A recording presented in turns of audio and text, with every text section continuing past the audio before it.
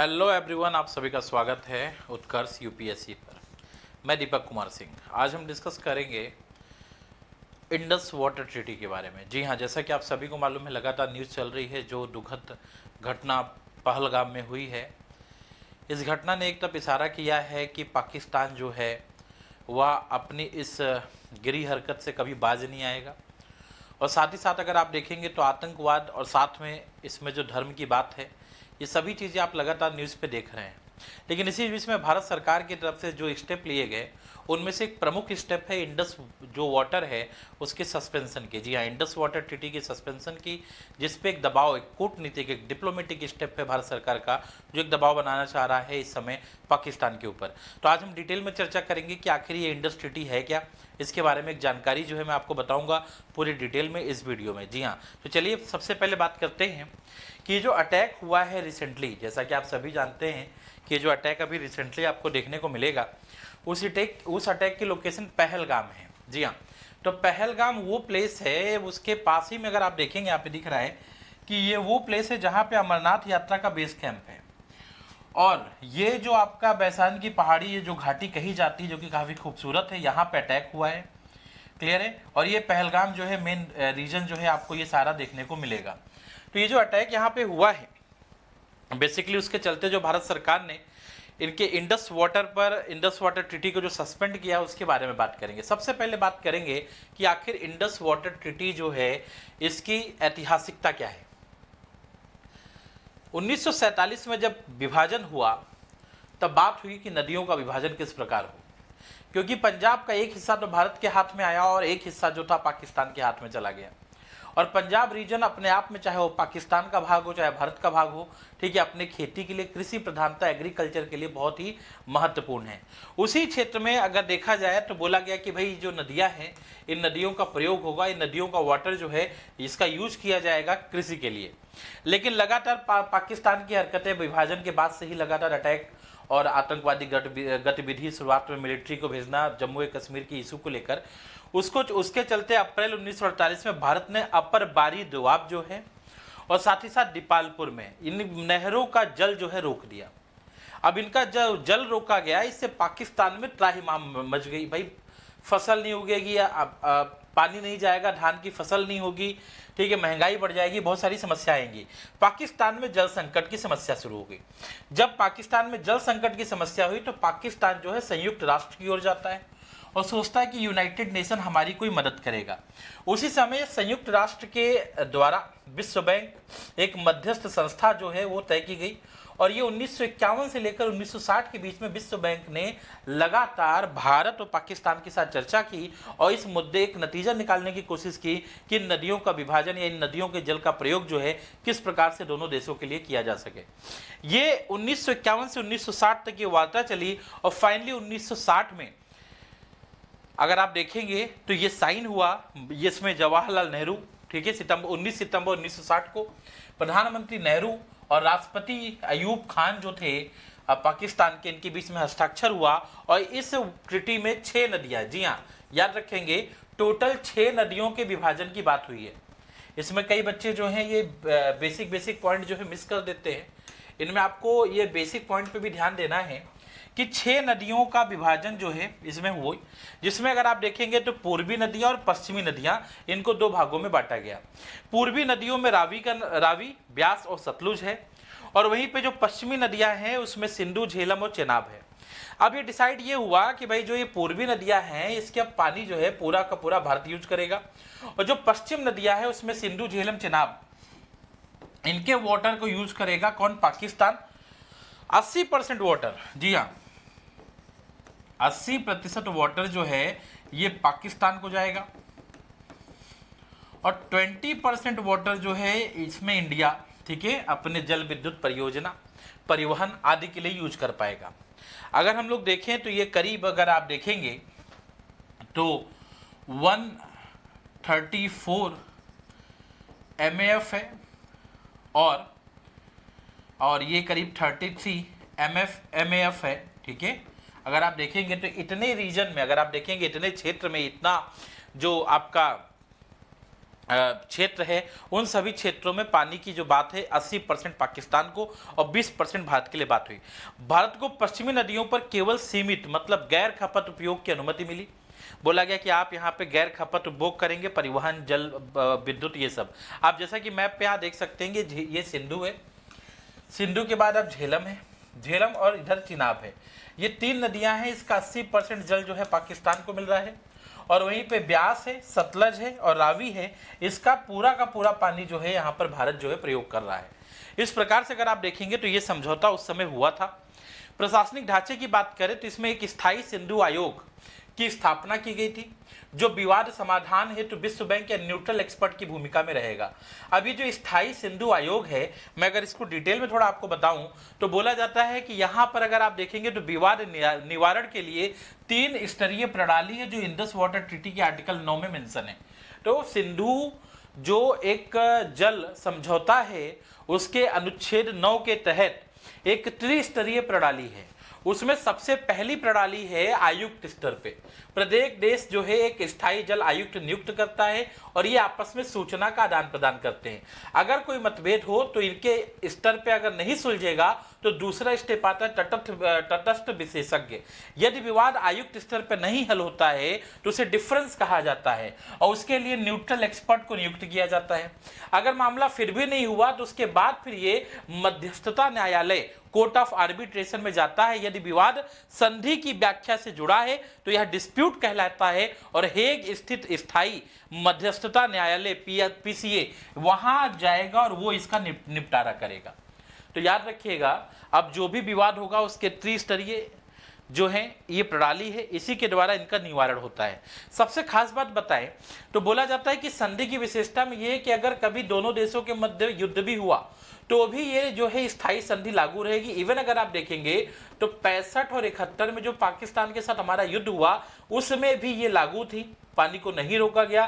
तकनीकी रूप से जो है ठीक है परिभाषित जल उपयोग की बात आती है और अंतरराष्ट्रीय मध्यस्थता का एक सफल उदाहरण जो है वो आपको यहाँ पे इस ट्रीटी में देखने को मिलता है।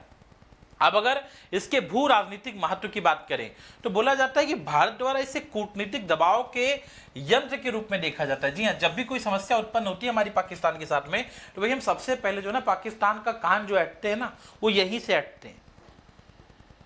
ये भारत का एक कूटनीतिक दबाव यंत्र है, हम यहीं से सबसे पहले दबाव बनाते हैं। अगर आप देखेंगे इसमें ठीक है तो ये हमारे लिए कूटनीति के लिए इंपॉर्टेंट, लेकिन पाकिस्तान के लिए ये उनके कृषि की जीवन रेखा है, विशेषकर वहां के पंजाब और सिंध क्षेत्र में। और भारत की आलोचना है कि संधि एक तरफा है। भारत कहता है कि संधि एक तरफा है और इसमें रणनीतिक रूप से जो है असंतुलित है। 80% पानी जो है हम पाकिस्तान को ही दे रहे हैं। तो भारत लगातार इस संधि का क्या करता है, ठीक है, कहीं ना कहीं इसकी आलोचना करता है।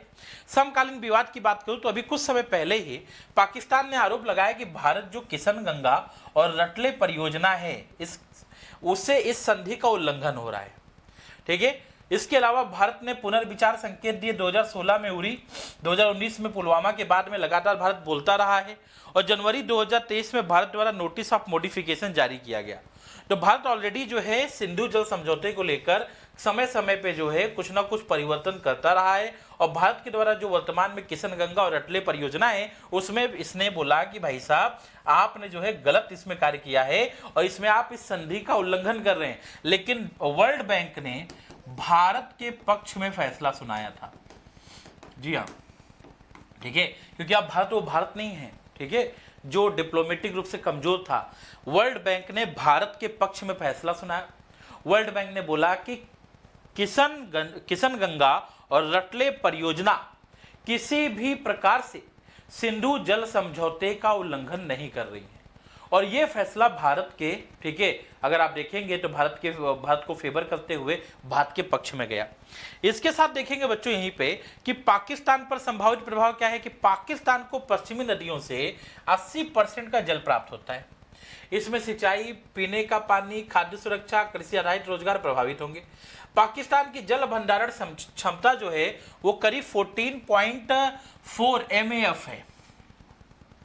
ठीक है, तो अब देखिए कि हमारे यहां से जो जल इनके पास जाएगा वो 134 MAF है और पाकिस्तान की औकात है केवल 14.4 MAF, ठीक है, अपने पास भंडारण करने की।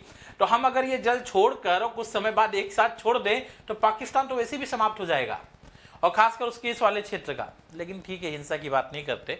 पहले से जो है भूल जल वो ह्रास हो रहा है, ठीक है, सैलिनिटी इनके वाटर में है, और जल संकट जो है पाकिस्तान पहले से ही झेल रहा है। पर्यावरणीय और वैश्विक परिप्रेक्ष्य की बात करें तो हिमालयी ग्लेशियर के पिघलने से दीर्घकालिक संकट उत्पन्न हो रहा है। जलवायु परिवर्तन और बढ़ती जनसंख्या चुनौती, और अंतर्राष्ट्रीय विशेषज्ञ मानते हैं कि यह जल सहयोग का एक आदर्श मॉडल है। वो लोग तो कहते हैं, लेकिन भाई हमें ये भी तो देखना पड़ेगा कि क्या खून और पानी एक साथ बह सकता है? कभी नहीं। यही मामला जो है, इससे पहले जो पुलवामा अटैक हुआ उस समय बोला गया कि भाई blood and water can't flow together. आप एक तरफ हिंसा करते रहो, हमारे लोगों को मारते रहो, हमारे सैनिकों को मारते रहो, अटैक करते रहो, और हम बदले में तुमको पानी पिलाएं, यह किसी भी प्रकार से जो है एक्सेप्टेबल नहीं होगा। और फिर आगे देखेंगे बच्चों, तो बोला जाता है कि सिंधु जल समझौते से संबंधित मुझे एक बहुत ही अच्छा तथ्य मिला, partial basin approach. The question is what is partial basin approach. जब कभी किसी भी नदी के जल को इस आधार पे बांटा जाता है, ठीक है, कि उसमें राजनीतिक या भू राजनीतिक परिस्थितियों में उसमें बंटवारा हो, तो उसे हम कहते हैं पार्शियल बेसिन अप्रोच। आई बात समझ में?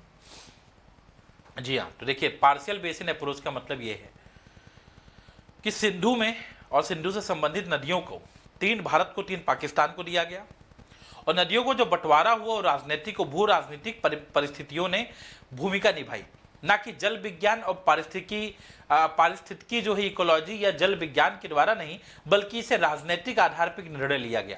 तो जब भी नदियों के जल के बंटवारे को राजनीतिक आधार पर निर्णय लेकर बांटा जाता है तो उसे हम पार्शियल बेसिन अप्रोच की संज्ञा देते हैं।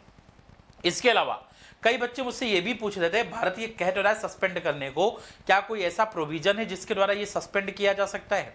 तो अगर आप देखेंगे तो बोला जाए कि वियना संधि का जो एक संधि पत्र है 1969 के अनुच्छेद 64 के तहत भारत चाहे तो संधि से हटने का संप्रभु अधिकार का प्रयोग कर सकता है, बशर्ते मौलिक परिस्थितियों में परिवर्तन की वैधानिक स्थितियों, fundamental change of the circumstances जो है अगर वो हैं, तो भारत जो है, अगर मोटा मोटी आप समझे तो इस पॉइंट को जो है छोड़ दीजिए, तो आप मेन पॉइंट अगर समझेंगे तो अनुच्छेद 64 के तहत अपने संप्रभुता के अधिकार का, संप्रभु के अधिकार का प्रयोग करके वियना संधि के अंतर्गत भारत इस समझौते से बाहर आ सकता है और भैया पानी देना बंद कर सकता है, और इससे जो है पाकिस्तान के जो है, अगर आप देखेंगे तो बुरे दिन शुरू हो सकते हैं।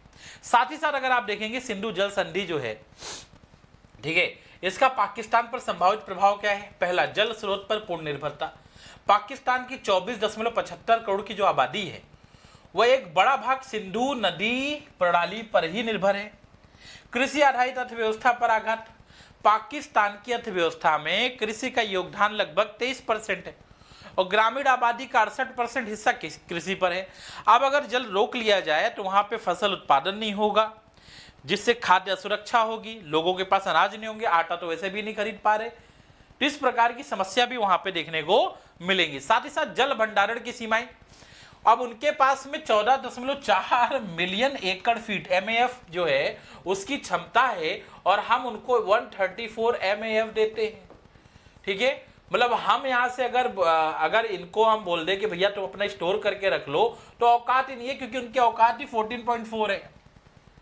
क्लियर है? और साथ ही साथ अगर आप देखेंगे, इसके अतिरिक्त देश पहले से ही भूजल क्षरण, सैलिनिटी इन वाटर, अपर्याप्त जल प्रबंधन से जूझ रहा है, तो पानी वैसे भी नहीं है, और तुम आतंकवादी गतिविधि करके जो है अपने भुखमरी को बुला लो। सामाजिक आर्थिक अस्थिरता का संकट, जल आपूर्ति में अवरोध के कारण ग्रामीण क्षेत्रों में फसल उत्पादन में कमी होगी, बेरोजगारी, आंतरिक प्रवास होगा, खाद्य सुरक्षा होगी, दुष्परिणाम आएंगे, ग्रामीण अर्थव्यवस्था जो है पूरी बर्बाद हो सकती है, और वहां पर जो है ग्रामीण अर्थव्यवस्था में संकट जो है उत्पन्न हो सकता है पाकिस्तान में, अगर ये चीज पूरी तरीके से भारत ने जो है सख्ती से जो है लंबे समय तक अगर इसको कर दिया, क्योंकि अभी सस्पेंड हुआ है, एंड नहीं हुआ है। राष्ट्रीय सुरक्षा पर प्रभाव, जल संकट से उत्पन्न आंतरिक अस्थिरता पाकिस्तान के अंदर सामाजिक अशांति को जन्म दे सकती है, जो दक्षिण एशिया की भू राजनीतिक स्थिरता को भी खतरे में डाल सकता है। अंतर्राष्ट्रीय कूटनीतिक परिणाम यह हो सकता है कि भारत संधि को स्थगित करता है तो यह अंतर्राष्ट्रीय मंचों पर एक विवादास्पद मुद्दा बनेगा, लेकिन यह पहले की बात ठीक थी क्योंकि भारत अब कमजोर नहीं है और भारत अब जवाब दे सकता है, तो भारत को किसी प्रकार की समस्या जो है यहां पर होने वाली नहीं है। आप बच्चों सबसे पहले आपको ये आंसर का जवाब देना है, सिंधु जल संधि जो है के संदर्भ में निम्नलिखित में से कौन से कथन सही हैं। आप इसको पढ़िए और इसका आंसर जो है मुझे चैट बॉक्स में दीजिए, देखते हैं कि कौन कौन बच्चे जो है इसका करेक्ट आंसर देंगे। चलो, thank you so much for watching this session को लाइक करेंगे, चैनल को सब्सक्राइब करेंगे। मिलते हैं अगले सेशन में इसी तरीके से। Thank you.